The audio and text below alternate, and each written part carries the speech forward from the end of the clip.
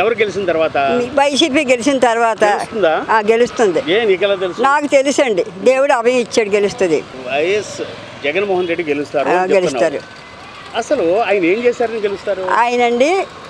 ఆయన అన్నీ చేశాడు, చాలా చేశాడు. ఆయన చాలా కష్టపడ్డాడు కూడా అండి. అప్పుడు జైలుకి వెళ్ళి అది ధైర్యవంతుడు ఆయన. అది అలా కాదు, నీకు ఆయన నుంచి ఎలాంటి పథకాలు వచ్చాయి? నాకు పథకాలు, మా అబ్బాయికి మెంటల్ హ్యాండిక్రాఫ్ట్ కార్డు పోయింది, కార్డు తీసేశారు. నేను కలెక్టర్ దగ్గరికి వెళ్ళి చేయించుకున్నాడు. ఆ అబ్బాయికి పెన్షన్ వస్తుంది. నేనే కష్టపడి చేయించుకున్నాను, ఎవరిని అడగలేదు, ఎవరి గుమ్మని తొక్కలేదు. సీఎం పేద ప్రజలకి ఎలాంటి మేలు చేస్తున్నారు? చాలా మేలు చేస్తున్నారండి. నీకు తెలిసింది చెప్పు. పిల్లలకి ఇస్తున్నాడు, మళ్ళీ బీసీ కాస్ట్ వాళ్ళకి ఇస్తున్నారు, అందరికి అన్నీ చేస్తున్నాడు ఆయన. మరి వీళ్ళందరూ ఈ టీడీపీ వాళ్ళు, జనసేన వాళ్ళు, బీజేపీ వాళ్ళు ఒకటైపోయారు కదా, ఈయన ఓడిస్తానంటున్నారు. ఓటర్ అండి, ఈయన గెలిస్తే దేవుడు ఈయన పక్షాన్ని ఉన్నాడు. ఏ దేవుడు?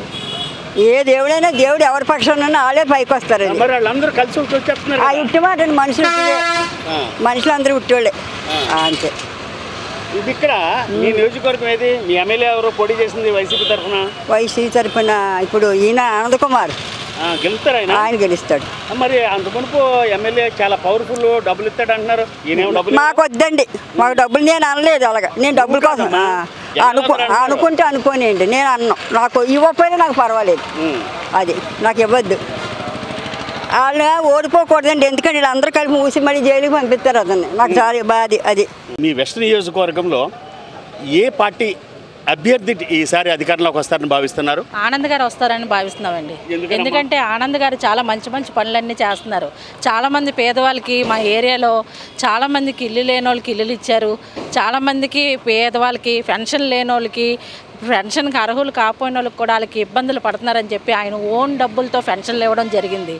అలాంటివి చాలా చెప్పుకోవడానికి 18 నెలల్లో కూడా చాలా మంచి మంచి పనులు ఎన్నో చేశారు అతను. ఎవరైనా కష్టము అనుకొని ఆయన గడప తొక్కితే కంపల్సరీగా అది లేదు అనుకుంటా చేసే మంచి వ్యక్తి ఆనంద్ గారు. ఈ రోజు వరకు కూడా అతను ఇప్పుడు స్థానికులు కాదు అని చెప్తున్నారు కదా, మంచి పనులు చేయడానికి స్థానికులే అవసరం లేదండి.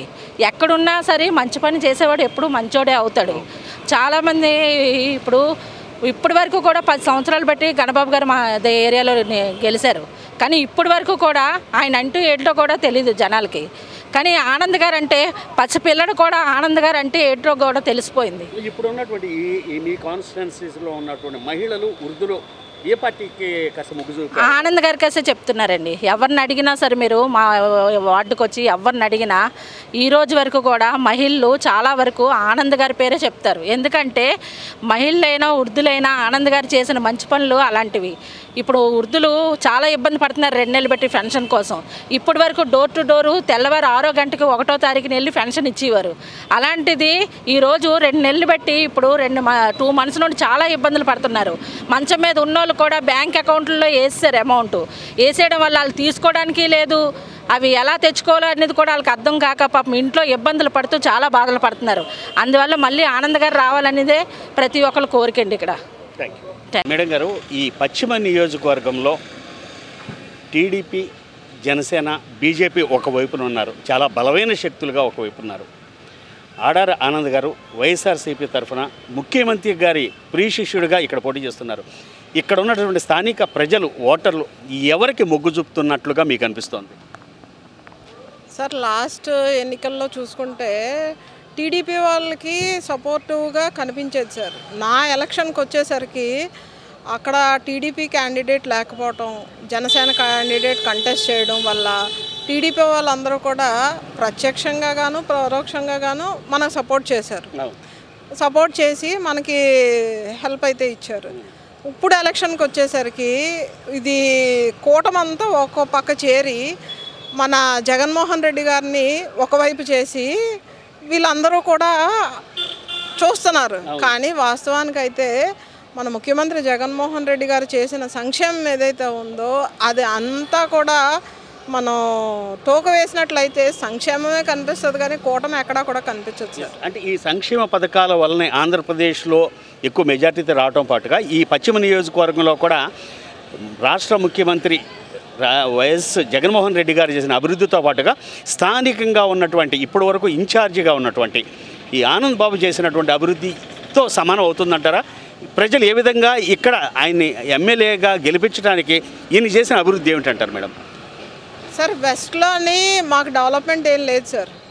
నా వార్డుకి వచ్చేసరికి మా అమ్మగారు గెలిచి తను చనిపోవటం హార్ట్ అటాక్ వల్ల, తర్వాత నేను ఎన్నుకున్నంత వరకు కూడా నా వార్డులో ఏ పనులు కూడా అవ్వలేదు. కానీ అడారి ఆనంద్ కుమార్ గారు వచ్చిన తర్వాత సుమారు వెస్ట్కి 240 కోట్ల రూపాయలతో అభివృద్ధి చేశారు. మా వార్డులోనే సుమారు 15 కోట్ల వరకు కూడా వర్కులకి ఆయన శాంక్షన్ చేసి ఆ కార్యక్రమాలు పూర్తయినంత వరకు కూడా సార్ ఎక్కడా కూడా రాజీ పడలేదు సార్. ఈరోజు మల్కాపురంలోని కూడా ఇప్పటికీ రోడ్లన్నీ కూడా వేస్తున్నారు. అది ఒకసారి మీరు చూడొచ్చు కూడా. పల్లివీధిలోని కూడా ఇప్పుడు రోడ్డు వర్క్ అవుతుంది సార్. అలా మల్కాపురంలో ప్రతి రోడ్డు కూడా సబ్ రోడ్. ముఖ్యంగా ఎన్నికల ప్రచారంలోకి వెళ్ళినప్పుడు ఈ శాసనసభ్యులుగా ఇప్పుడు రంగంలో ఉన్నటువంటి ఎవరైతే అడారి ఆనంద్ కుమార్ ఉన్నారో ఈ ఎలాంటి హామీలు ఇస్తున్నారు, ప్రజలు ఆ హామీలకి ఎలాంటి అట్రాక్ట్ అవుతున్నారు?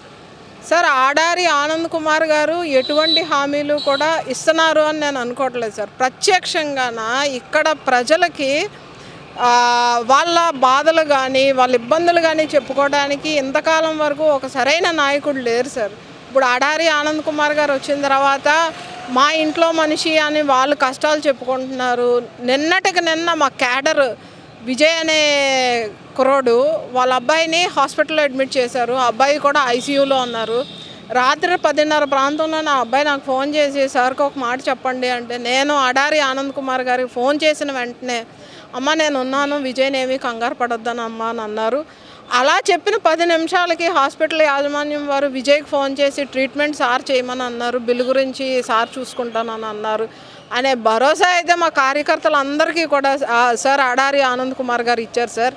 ఇంకా మేము దూసుకెళ్ళడానికి ఈ ధైర్యం మాకు సరిపోతుంది కదా సార్.